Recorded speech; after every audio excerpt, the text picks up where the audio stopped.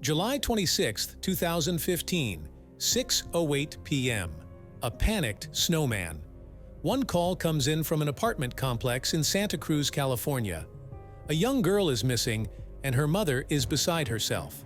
She had last been seen riding on her scooter around the complex, and she had not been seen since just after 5 p.m. Her mother gave the officers the all-important description: 8 years old, 4 foot tall, about $48, brown hair, wearing a black helmet and a purple dress. Last seen riding a little white scooter. Name: Maddie Middleton. It was now all hands on deck to find the 8-year-old who had seemingly disappeared in the space of a few minutes. 8-year-old Maddie Middleton, known as Maddie, lived with her mother, Laura. She was an only child, and she, her mother, and father, Michael, who are a tight trio. The family lived in the Tannery Art Center apartment complex, a really unique campus that provides affordable living for families and artists, a place they can live and create art together in their little community. Everyone in the complex was close. They would all create things and spend time together. All the children would hang out in the courtyard and play games. For a young girl that loved all things creative, it was the perfect place for her to grow up. She would often paint little toy animals and create plays and stories with them. She loved to sing, dance, and draw. Her mother, Laura, said Maddie was such a generous child, always the first to try and help someone or stand up for someone that was on their own or needed support. She was bright, intuitive, and curious, never without a smile on her face. Everyone in the apartment complex knew her as Chatty Maddie, and she would talk to anyone and everyone, always making friends and entertaining people. July 26th was a Sunday. Maddie was enjoying the last part of her weekend. Her friend took him over and was now playing a board game with her mom, Laura. Maddie was waiting for them to finish and decided she was going to play with her new present while they wrapped up the game. She had just got a scooter a few days before and couldn't wait to take it around the courtyard before it got dark. At 4 p.m., she was seen by several neighbors. She was also spotted a few times after this, just riding around and having fun. Occasionally, she stopped to talk to a few of the other children, but was happy to be by herself. At 5:07 p.m., she was seen going past the mailboxes. This was the last time anyone saw Maddie. After this, she vanished. Her mother, Laura, thought she might have met another friend and started going door to door. There were around 100 apartments in the 8-acre complex, but with each person that answered, saying they hadn't seen her. The panic was mounting. She was nowhere. Officers rapidly descended on the apartments and got to work without hesitation. Her family said that although Maddie was confident she knew not to wander off by herself, go too far, or talk to people that she didn't know. So detectives knew her disappearance was out of character. Despite this, an Amber Alert was not issued because they said the case did not meet certain criteria. An Amber Alert is an emergency alert system that sends out information about an endangered, missing, or abducted child. My name's Kirby. I know Kirby. Phil. Just look there. Okay, what can you tell us about what she was doing out here? She was riding her brand new scooter. It's a white Razor. She had a black helmet on. She was wearing a purple dress, and she was just happy as could be riding around. Now, did you check with friends to see if she was with them? Absolutely. We've searched the entire tannery, door to door. Officers have gone door to door, every loft. We've looked at cameras. We've had search parties all night long. Is there anyone else? Is there another friend, an adult friend she might have befriended or anything like that? Not that I can think of at all. Has she ever done anything? Nothing. Never. Never. She's never left tannery property. She knows where she's can and cannot be here. She was, in the courtyard where she was supposed to be. She came over here, and that was the last we saw of her on surveillance. So where do you go? I mean, I just got to ask, how difficult is it knowing that you can't really do any? I mean, you're doing what you can, but... I already fell apart. Now I'm just in survival mode. I can't explain how difficult this is. Nobody should have to go through this. An extensive search was now underway, which included the involvement of the Santa Cruz Police Department, a Santa Cruz Sheriff's Office, search and rescue team, and a K-9 unit. But it was soon dark, and they hadn't found anything. By 11 a.m. the next day, 50 FBI officers were on the case, going door to door in the area and requesting everyone to look in their garages and check their bins, gardens, and sheds. By this point, the complex had already been searched top to bottom, and the hunt for Maddie was now spreading into the outer areas. Good afternoon. We're glad you've joined us. We'll begin with the latest on the search for a missing 8-year-old Santa Cruz girl. At a news conference earlier this morning, Santa Cruz police say they've expanded their 4.5 square mile search area for the missing 8-year-old girl and have called in the FBI, who have additional resources to help. Search crews in orange jackets are fanning out through a large area of Santa Cruz, hoping to find any sign of Maddie Middleton. The 8-year-old girl went missing Sunday afternoon. She was last seen by neighbors about 5 o'clock yesterday afternoon at the Tannery Art Center. Neighbors have joined in on the search. Just a wonderful kid. We would have heard her. I don't get this. Nobody gets this. We would have heard. She was just right here. Parents heard about the missing child when they brought their children to a dance class at the Tannery Art Center. I mean, it's tragic. I feel terrible. Like I was telling my son, I'm hoping that they're going to find her. We're sending positive, happy thoughts that she's going to come back happy and healthy. Neighbors immediately began to help look for her and spent all night scouring the area with no luck. We're all feeling a little helpless at this point. We've been checked all of the tents and homeless camps. A lot of us have been up all night. We've gone as far as Paradise Park. Police say there's no evidence Maddie was forcibly abducted, so they are treating this as a missing persons case. We're not calling this a kidnapping. We're still early on in our investigation. What we're calling it this is we're looking for a lost child. Late this afternoon, police stopped vehicles entering the Tannery parking lot and looking for any information or signs of missing Maddie Middleton.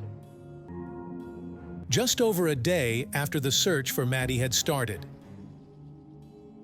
it came to a painful and abrupt end at 8 p.m. on July 27th. Her body was found in a bag inside a recycling bin in the first-floor garage of the apartment complex. And 9 p.m. on July 28th, the broken community came together for a vigil. A lot of the people in town and all over have been walking around numb. You know, it's like, that's how I feel. I feel like I've been walking around numb. I couldn't even imagine if it was somebody that I love, somebody that I was close to. Because of his age, the teenager's identity was protected. But all this changed when Santa Cruz County District Attorney Jeff Roselle issued a statement. He announced that they had sufficient evidence against him, and he would be charging the teen as an adult not only for murder, but also for kidnapping and sexual assault. The law allows, under certain circumstances, with certain types of offenses, a determination as to whether or not you want to charge someone as an adult or whether or not they're charged as a juvenile. Based on the information that we know at this point, there do appear to be charges that can be filed as an adult, and we are absolutely considering that, and these are the type of charges and the type of offenses that are and can be charged as. And with this, his name was released. The suspect in custody turned out to be Adrian Jerry Gonzalez, known as AJ, and he had lived in the apartment for the last 6 years with his mother. It was a bombshell for the neighbors, and the fact that he could have been involved left them shocked, not knowing any details. Everybody at first thought that this must have been an accident, and AJ had panicked and tried to cover it up. Everybody described him as likable and polite, often spending time outside with the other children, teaching them how to do yo-yo tricks and play the piano. He even works as a counselor for the younger children. Everyone loved and trusted him, and this was an unfathomable thing to process.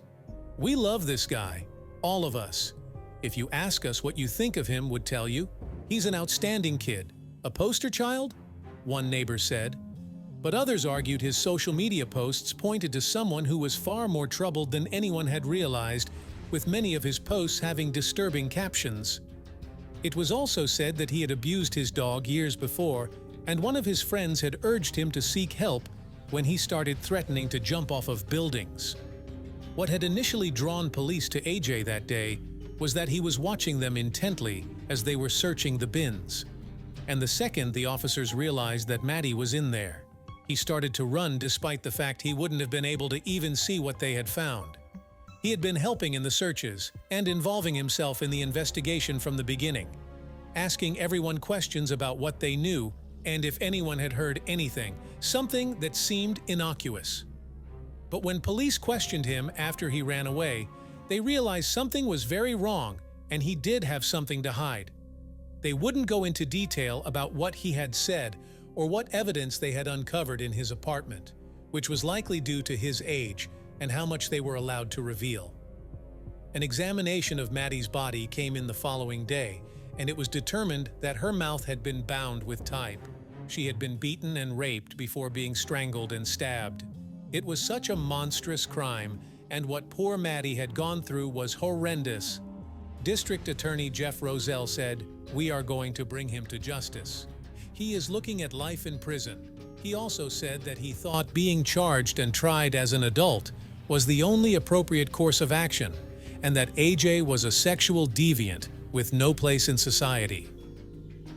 Judge Salazar agreed with Jeff Roselle and determined that AJ's trial should go through the adult court system instead of the juvenile one. He cited Prop 57, which was passed by voters and allowed judges to decide whether or not a teen should be tried as an adult.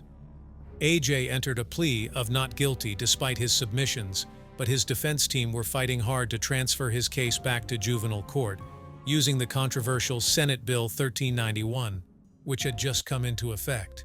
SB 1391 prohibits anyone 14 or 15 years old from being tried as an adult. They also said that the reasons behind why he did what he did stemmed from a tough home and school life and being socially awkward. But people that knew the Gonzalez family said that this was simply not true. His mother, Reggie, had left his father when the relationship had turned violent, and her children were her biggest priority. They said that AJ was showered with love and affection, and he came from a caring family that had done their best given the situations. They said that although Reggie had battled drug and alcohol issues, she was now clean and doing her best to repair any damage that had been done. The police and prosecutions that the numerous people have tougher upbringings than most, and this is not the outcome. They said that using his mother and his upbringing as some kind of justification for what he had done was heartbreaking. Thousands of people signed a petition to stop SB 1391 applying to AJ's case, but it was in vain when, after much deliberation and appeals by AJ's defense team, the Supreme Court ruled that his case should be transferred to a juvenile court. Now to our top story tonight. The man accused in the brutal assault and killing of 8-year-old Maddie Middleton is back to being tried as a juvenile. California's Supreme Court rules to uphold a 2018 law preventing juveniles from being tried as adults if the crime happened when they were 14 or 15 years old. Adrian AJ Gonzalez was 15 when he allegedly sexually assaulted and killed Middleton at his mother's Santa Cruz apartment in 2015. For the last several years, Gonzalez has been in the adult system in custody at the Santa Cruz County Jail. Absolutely disappointing, the words from the family of Maddie Middleton. Thursday morning, California's Supreme Court voted to uphold Senate Bill 1391 in the case of Ojai versus the Superior Court of Ventura County, which states 14 and 15-year-olds cannot be transferred to adult court. We are extremely disappointed. And I've spoke to some of the family members, and they are absolutely devastated. Not a person, based on all the evidence we heard in 9 weeks from experts throughout the state, that is not somebody who's going to be safe to be released. In juvenile hall, he responded very well to the programming, the services, the support, and the structure of the hall. Kids can get treatment and aren't just thrown away into an adult prison where they're going to learn very bad habits. This was met with huge backlash, and the community were horrified that something so awful could happen to someone so vulnerable and be met with potentially just a few years in prison. Judge Salazar also expressed his feelings, saying that his hands were tied by the change in the law and that he had no choice. He said allowing all 14 and 15-year-olds accused of first-degree murder and other violent offenses to remain in the juvenile court is not promoting public safety because not all of them can be safely rehabilitated. Following this decision in April 2021, Adrian Jerry Gonzalez changed his plea. Top story tonight, a major development in the murder case of 8-year-old Maddie Middleton. Today in court, the suspect, Adrian A.J. Gonzalez, pleaded guilty to all charges. He finally pleaded guilty to 6 felony counts, including the kidnapping, rape, and murder of Maddie, more than 5 years prior. Before his sentencing, A.J. said he hoped that the family would forgive him one day. "I understand. There is very little I can say after all the pain and suffering I've caused. My goal is to work on my issues so no one else has to experience what you have endured. I'm aware that does not change the fact that I have brought you tragedy, loss, and devastation. I am hopeful that when I take the time to apologize that you may accept my apologies for the actions that I have done and what they have brought you," he said. Maddie's father, Michael, said he has accepted his daughter's loss and that he has forgiven AJ. That doesn't make anything easier. It just allows me peace. The alternative could be to hold to the darkness, but this would only consume my soul. I refuse to poison my soul and existence. Forgiveness is the only path, and I believe that Madison would agree, he gracefully said. Laura said her daughter's death left her suffering with depression, anxiety, and post-traumatic stress disorder, resulting in her being unable to work. Even his attorney expresses relief that this was all coming to an end, so that Maddie's family did not have to go through any more than what they already had in the adult court system. AJ was facing 126 years to life in prison, but the juvenile court system gave a very different sentence. Good evening. Our top story tonight, people gathering outside the Santa Cruz County Courthouse earlier today protesting the sentencing. Under California law, Gonzalez must be sentenced here as a juvenile. Gonzalez was 15, almost 16 years old when he killed Maddie Middleton. Because of that, because he was a child at the time of the murder, he will be released in just 4 years when he turns 25. Judge Salazar imposed the maximum sentence he possibly could given the circumstances. The law, as it stands now, determined that his maximum term of confinement ends when he turns 25. This will be in October 2024. There is no guarantee he'll be released in 2024. However, as the court can be petitioned to extend his time, although District Attorney Jeff Friesel said he sadly believes that might be. I think it's likely he will be out at 25. And I think it's an absolute travesty of justice, and I think it's unsafe for the community, he said. The bottom line is certain changes need to be made in juvenile justice, juvenile reform, of course. But one-size-fits-all legislation that takes no account at all for people like Adrian. We had experts who said they had never, ever seen anybody present like him, ever, in a 30-year career as a child psychologist. Never. Anybody who thinks that this person is going to be healthy and fixed and able to come out into society at the age of 25 is mistaken. AJ must also register for life as a sex offender and pay $22,000 in restitution fees. Maddie's grandfather, Dan, said that the sentencing ignores all the evidence pointing towards him being a danger to society. He also predicts that SB 1391 will have dire consequences for future cases. An unlikely bond was formed between Laura and AJ's mom, Reggie, during the ordeal. Reggie was devastated that her son would do this, and neighbors would frequently see her crying at Maddie's memorial. Laura would often sit with her, hugging her, telling her she wasn't to blame. She said, "I just love her. And we both lost our children that day. That's the tragic truth. I don't fault her." More pain would soon come for the grieving family. Maddie's father carried her ashes around with him inside his car so that she could stay close to him. But the family were left devastated when someone broke into the car and stole them. They have, sadly, never been recovered. Maddie was from such a tight community who continue to honor her name and her memory through arts and creative works. She loved animals, but wolves, especially under wolves' sand sculpture, was made for her on a beach near her home. The Rio Theater put her name up outside, and paintings done by the artists that lived in the apartment were also put up everywhere. A celebration of life was also held where hundreds turned up, and the mayor, Don Lane, commemorated her life by declaring October 5, 2015 as Maddie Middleton Day, her birthday. The family also founded MS, ISC Maddie Chilled, Angel of Santa Cruz. Their motto is, "Before you go, let someone know." The aim is to educate children and parents about safety and protection. Tannery Art Center apartment complex has never been the same since, and probably never will be. The little community everyone had worked so hard to form once so close and safe has been changed forever. Laura said that Maddie was the light and love of her life and brought so much joy to so many people. She was growing up beautifully bright, perky, fun, and generous of heart. She was the best thing I ever made. Thank you for watching. To the end, kindly like this video and subscribe to the channel for more. See you in our next video. Bye.